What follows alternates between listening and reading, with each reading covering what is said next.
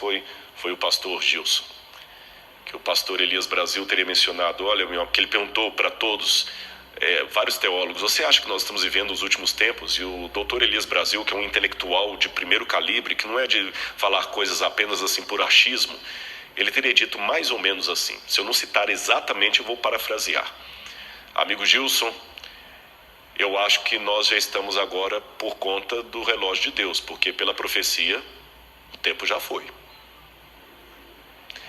Trocando em miúdos, eu me surpreendi quando eu li Zygmunt Bauman, que não é um evangelista, não é um cristão conservador, ele já morreu. É um dos sociólogos mais respeitados. Na maratona que nós vamos fazer aqui no dia 10 de outubro, depois nós leremos mais detalhes da maratona, eu vou falar sobre Zygmunt Bauman e a sociedade líquida. Quando ele anunciou, o mundo precisa de um governo único, e o Papa Francisco é o único com capacidade de ocupar esse cargo, aquilo eu falei, interessante isso. Você sabe que nós temos hoje, porque o Apocalipse fala algo que a gente fica pensando, como é que isso aqui vai se cumprir? Como é que vai se cumprir? Eu várias vezes me perguntei, quando eu estudei a Bíblia com os adventistas, como é que vai ser isto, que o anticristo vai colocar o mundo inteiro sendo obrigado a cumprir uma lei? Isso é impossível. E mesmo hoje a gente pergunta assim, nessa rivalidade, eu acabei de ver uma mensagem agora da ONU, o presidente Bolsonaro falou algo lá, o Trump falou algo, depois veio o Emmanuel Macron e desfez tudo o que o Bolsonaro falou. Mesmo assim, criticou a China, porque vocês sabem que a China está sendo acusada de ter até campo de extermínio, ou campo de concentração com muçulmanos. Estão questionando a China de desrespeito aos direitos humanos. O outro está questionando a China da questão do Covid. Aí o Irã está de relações cortadas com os Estados Unidos. Eu estive no Irã no ano passado e achei interessante que em Teherã eu não podia usar cartão de crédito, porque não tinha. Ele não trabalha o cartão de crédito internacional. Eu cheguei em Teherã, se eu não tivesse um pouco de dinheiro no bolso, eu ia ter problema no hotel. Não aceita cartão de crédito por causa do embargo americano. E eu pensava, Senhor, como é que vai unir o Irã com os Estados Unidos, com China, com França, todos assim, opostos? Como é que no Brasil vão unir pessoas de direita e de esquerda? São tão antagônicos. Mas eu estava observando os sinais dos tempos. Como é que isso aqui que eu acabei de ler para vocês, de Apocalipse 13, vai se cumprir? Aí eu comecei a ler, li vários autores, Yuval Harari, que eu li a trilogia, 3 livros dele pelo menos, não sei se ele escreveu outros. Eu escrevi o Homo Sapiens, eu li o Homo Sapiens, Homo Deus e Lições para o Século XXI. E quando eu li Yuval Harari dizendo que o futuro vai ser uma época pós-trabalho, em que as pessoas serão controladas por algoritmos. E eu me lembrei que o Apocalipse fala o seguinte, aquele que tem entendimento, calcule o número da besta. E a palavra calcule no grego ali, não é você ficar fazendo conta com letra para saber qual nome vai dar 666. Se é o nome de Hitler, se é o nome do Papa, se é o nome de Ellen White, se é o nome de Saddam Hussein. Aquele calcule é contabilize. Contabilize o que ela faz. E por que é um número da besta? E eu noto que ali tem algo muito sério relacionado à lei de Deus. Sabe por quê? No Antigo Testamento, Deus deu uma ordem para o povo de Israel. Você colocará a lei do Senhor na tua mão e como frontal entre os olhos. Eu não sei se você já viu alguma cena de Israel que tem o judeu orando lá no Muro das Lamentações, e ele fica orando lá, né? Baruch haba Beshem Adonai Eloheinu melech. Ele fica orando lá no Muro das Lamentações, e aqui ele tem uma caixinha preta na testa e ele amarra aqui no braço. Hoje os judeus colocam no braço esquerdo. Ele coloca um outro. O que está ali? Ali está o Shema Israel, Adonai Eloheinu, Adonai Echad. Ouve, ó Israel, o Senhor teu Deus é único. A lei do Deuteronômio, os mandamentos de Deus, para ele sempre se lembrar com a sua ação e com a sua mente que Deus é único e que tem os mandamentos de Deus. E quando eu leio o Apocalipse, me chama a atenção que o Apocalipse é a paródia de Satanás. Você tem o cordeiro degolado sentado no trono de Deus. Você tem o dragão com a cabeça degolada e curado. Porque o cordeiro está degolado, mas está vivo. O dragão também está degolado, mas está vivo. E o cordeiro senta no trono de Deus Pai. E a besta senta no trono que o dragão lhe dá. E o cordeiro coloca o seu selo sobre os 144 mil. E a besta coloca a sua marca na testa. E o cordeiro coloca a marca na testa. E a paródia da besta é justamente o quê? O contrário do tefilim dos judeus. Se era a lei de Deus que tinha que estar no frontal e na mão, e ali a besta coloca um sinal na frente e na mão, eu não preciso entender isso como literal, como sendo um chip que vai estar aqui debaixo da pele. Eu preciso entender como diz o Apocalipse. É uma analogia do oposto da lei de Deus. Ou seja, vai ser colocada uma lei que vai me impedir socialmente de guardar os mandamentos de Deus.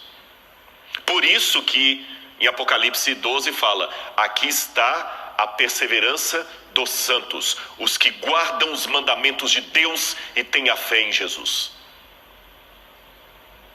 E quando esse dia chegar, o mundo inteiro vai se unir. Mas eu ainda volto à minha pergunta: como, Rodrigo? Você acabou de admitir aí, Irã não vai juntar. Aí o Val Harari começa a me dar uma parte da resposta. O mundo todo vai ser controlado por questão de algoritmos. O mundo vai ser controlado por algoritmos. Nós não temos dinheiro hoje para manter o mundo inteiro, não tem emprego para todo mundo. Leiam Lições para o século XXI. Aí eu vou para Zygmunt Bauman e ele chama a atenção que nós precisamos de um governo único. E quando eu vou nos intelectuais do Vale do Silício, que são hoje os grandes mentores da riqueza mundial, eu vou falar sobre isso em algum momento. A riqueza mundial hoje está na mão de poucas famílias. Eles falam: precisamos de um governo único. Pela primeira vez na história. E um governo mais único do que na época do Império Romano, da Babilônia. Hoje, nós temos algumas forças que são como crianças brincando em casa com faca, instrumento cortante e nenhum adulto para tomar conta delas. Quais são essas crianças? Internet. Quem controla a internet? Quem é o dono da internet? Não adianta falar que é a Google, nem o YouTube. A internet é maior do que o Google. A internet é maior do que o YouTube. E tem um documentário da Netflix agora, eu assisti até a metade.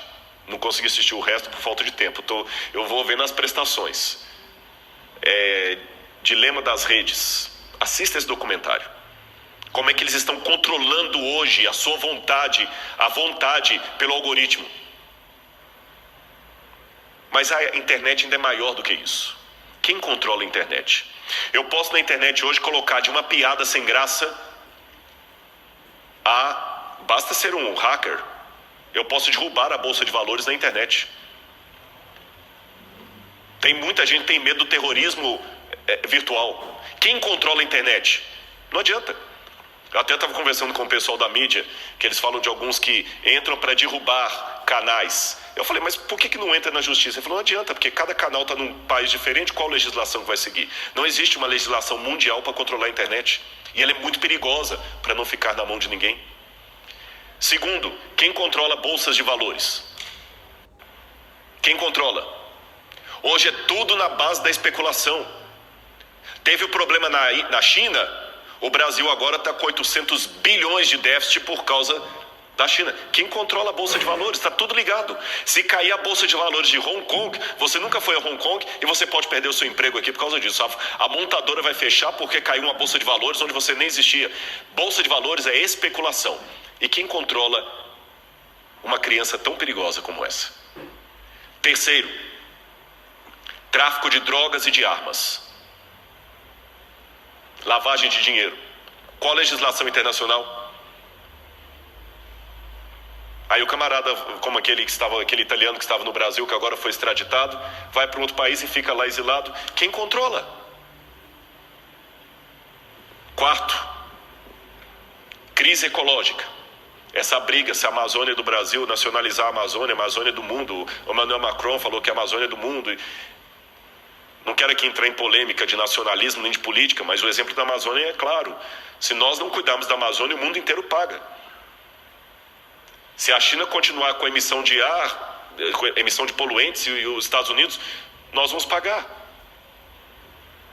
Você está percebendo? Internet, Bolsa de Valores. O NASP Pastor Douglas sabe disso, é um administrador. Vocês podem passar um problema financeiro sério aqui que não tem nada a ver com a sua administração nem do tesoureiro, só porque caiu a bolsa de valores lá fora e veio em cadeia. Quem controla essas crianças soltas dentro de casa? Quem controla?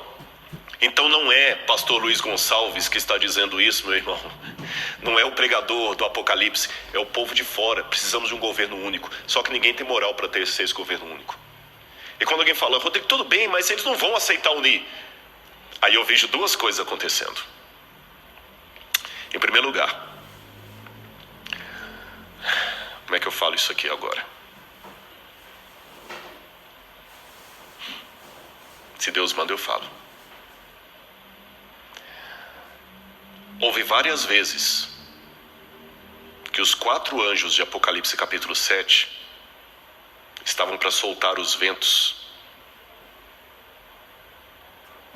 E Deus mandou reter, porque o povo dele não estava preparado.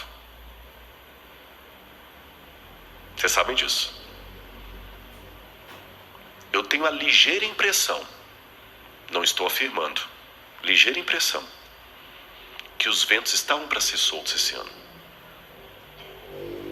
O que nós teríamos no início do ano que eu estava a ponto de ver o que ia acontecer para unir o globo num governo único? O Papa Francisco estava reunindo líderes do mundo inteiro para propor uma nova agenda que cobrisse a questão ecológica, a questão da economia, a questão da família, e todo mundo estava para mandar representantes no mês de março. E coladinho nisto, fazendo parte do mesmo projeto, o 5G. Que quem entende de internet sabe melhor do que eu o que significaria o 5G no mundo. O 5G vai ser mais do que o advento da internet. O mundo seria outro. E na hora que essas duas coisas estavam para transformar o mundo, Covid. Parou tudo. Estou perguntando, não estou afirmando. Estou pensando com os meus botões. Será que Deus falou assim, eu vou permitir esse vírus para parar o mundo porque o povo de Deus ainda está dormindo demais?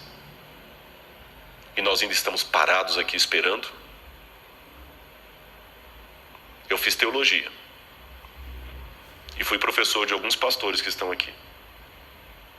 Mas eu falava com eles em sala de aula que por melhor que a gente tentasse prepará-los, eu nunca ia conseguir preparar você para expulsar um demônio, para dar uma notícia de morte. E eu odeio isso. É um osso do ofício.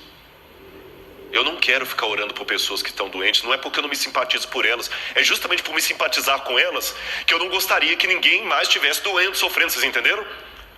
Não é com prazer que eu atendo uma oração. Rodrigo, você pode orar por minha mãe? Ela recebeu o diagnóstico, agora está com Covid, está entubada. Não é com prazer que eu faço aquela oração. Há orações que eu faço com prazer. Há orações que eu faço por necessidade. Essa é de necessidade. Eu não quero mais orar por ninguém no hospital. Eu não quero mais ter que apelar para alguém voltar para o povo de Deus. E até quando Deus vai reter os 4 ventos? E Deus, na sua sabedoria, fez 2 coisas, na minha humilde opinião. Ele retardou os planos do 5G, retardou a união global do Papa e mostrou para você que ainda está incrédulo que o mundo pode, a despeito das diferenças políticas, se unir em torno de um mesmo propósito. Seja de esquerda ou de direita, está todo mundo usando máscara. Seja a França ou o Irã, está usando máscara. Seja Israel ou Arábia Saudita, estão usando máscara. O Covid parou o mundo. Parou o mundo. Um decreto mundial pode parar o mundo. É isso que o Apocalipse falou que vai acontecer. Eles estão pedindo um governo, agora fala-se localização, não é mais globalização. Como eu disse, eu posso estar equivocado e daqui a 30 anos alguém usar esse sermão e falar, o Rodrigo Silva 30 anos atrás achando que Jesus ia estar perto de voltar. Mas pode ser que eu não esteja equivocado. Volto à ilustração do homem infartado, com dores no peito. Na dúvida, se eu tenho alguém que tem problema cardíaco, eu levo para o hospital. E eu tenho certeza que qualquer médico vai falar, nota 10, é isso mesmo. Leve para o primeiro, deixe o médico diagnosticar. Você não brinque. Como eu não sou especialista em história mundial, eu não brinco. Eu corro.